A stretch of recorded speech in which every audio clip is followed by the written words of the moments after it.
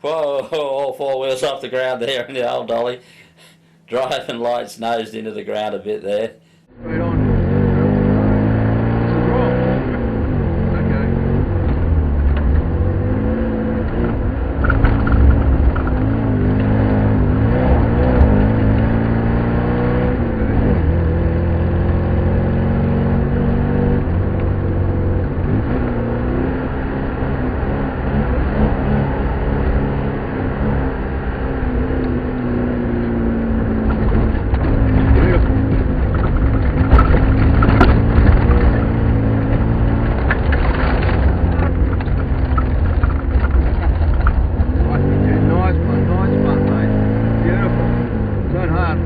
Welcome to another episode of restoring this Triumph Dolomite Sprint rally car.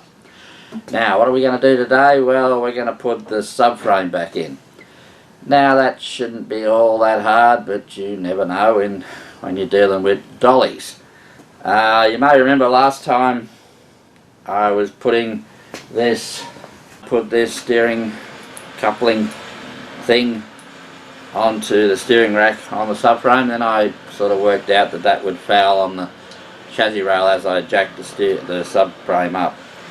So I'll be putting that on the steering column end.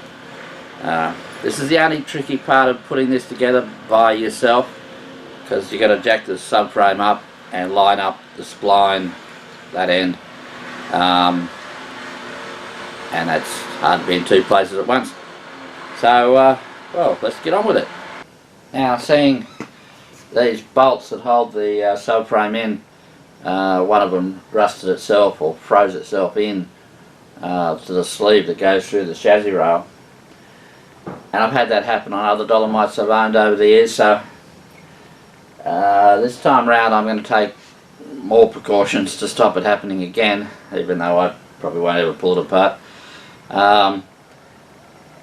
So the plan is to put plenty of this, what is it, copper grease, anti-seize stuff down in that hole. Give that hole a line of this stuff on both the bolt and this. But that's well and good, but is it going to stay there? So therefore there'll be some silicone on either end of on the washers that hold this together, so it shouldn't necessarily disappear over the years, get washed out or whatever happens. Now, I've only ever had one of them, and that's this passenger side rear one. Sort of, it's the one that seems to be vulnerable. So, but I'll do it on all of them anyway. And as to start off with, I'm just sort of putting a bit of this copper greasy stuff on the end of a bit of a stick, and sort of lining the sleeve so there's plenty of greasy stuff down in there. And of course, correspondingly, I need to get some of this anti-freezy stuff on the bolts that go through, hold the subframe on. Now, I'm using two of the old bolts, and I bought some new ones for the rear part that were all corroded. So hopefully this won't happen again. Well, I'm making it hard for myself by doing this, but I think it's a good idea, and that's to put silicone on these bushes to seal up that whole unit so that muck doesn't get in there anymore. A bit later, no, I've had it for 35 years. But that's what I'm planning to do anyway. So I'm just going to put a little bit of silicone on this bush.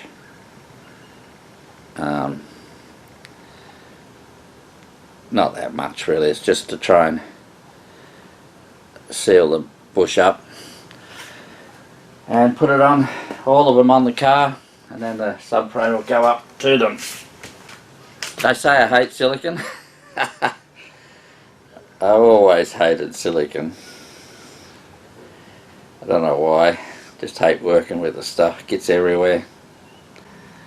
Alright, let's get these bolts down in there.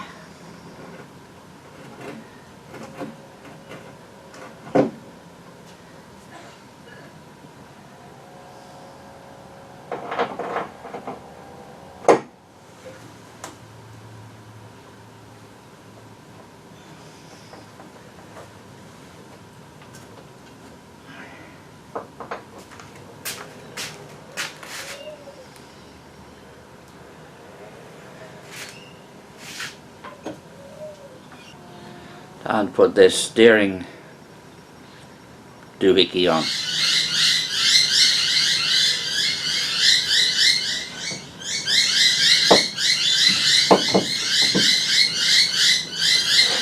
I forgot a component.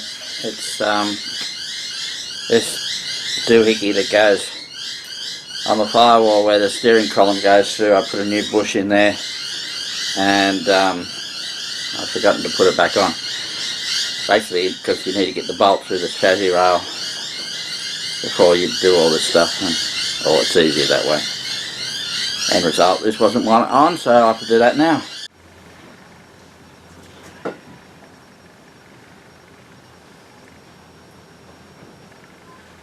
Well, now it's time to put this subframe in.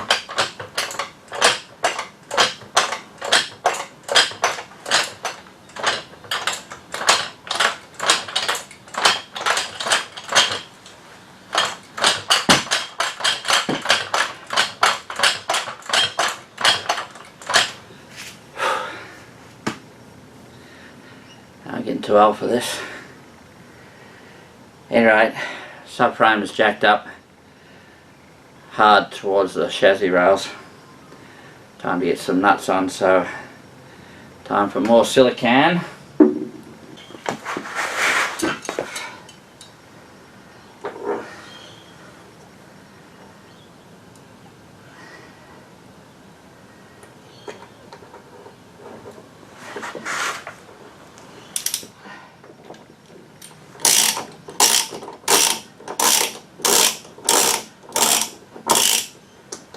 Well, that's the subframe in. Let's get on with getting the engine mountings done up, eh?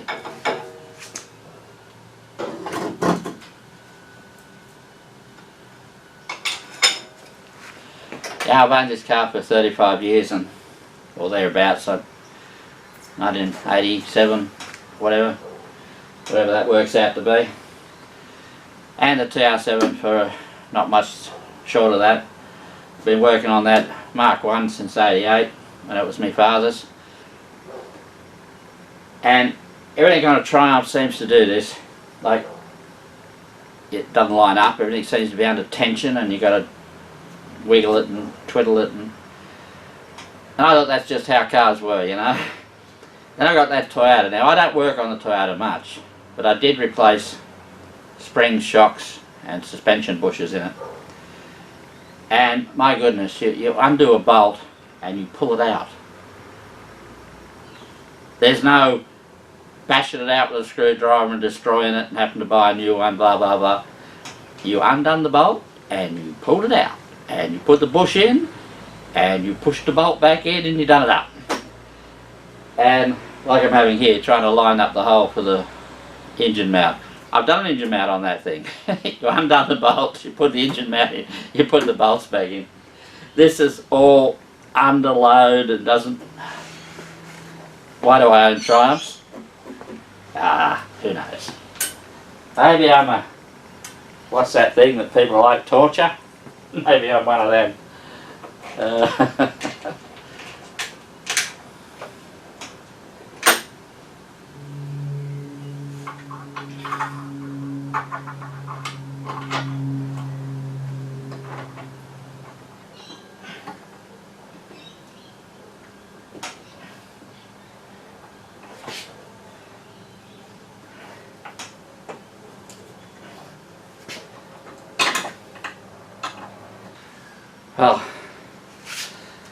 Well, that's the engine mountings done up. There's still this sort of engine stabiliser thing to put on, and a few other things, but it's time to get rid of this crane out of the way. Or should I call it an engine hoist?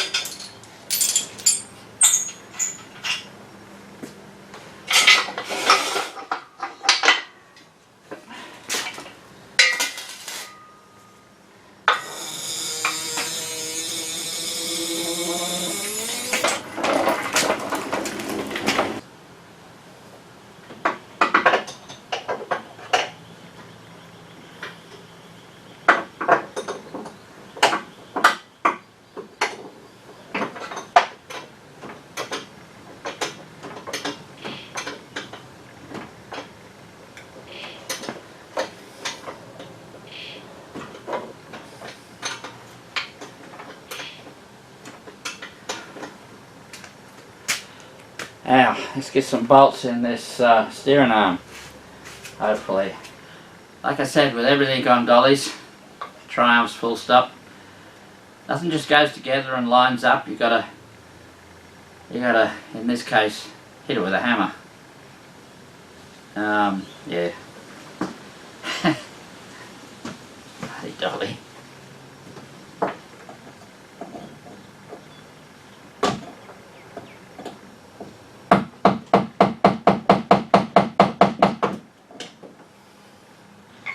Alright then, the engine's in. You can't really see that, but you can see this side's engine mounting is done up. That stabilising sort of thing just here, that's all done up. And the steering column is done up. There's lots of hoses and wires and all sorts of things that have to be hooked up yet, and well, there's an enormous amount of work really to do. Front suspension, brakes, power boosters, clutch master cylinder, brake master cylinder, the oil cooler lines, and all. Yeah, there's plenty to keep myself busy for a while yet on the poor old Dolly. Well, down in under here, as you can see, the subframe's well and truly in. See the bushes there and the bushes down under there, and all in, all looking pretty good. Well, that's just about it for this episode. Tune in, same duck time, same duck channel, for more mechanical mayhem on this poor old Dolly. When you'll see me put the front suspension back together. Bye for now.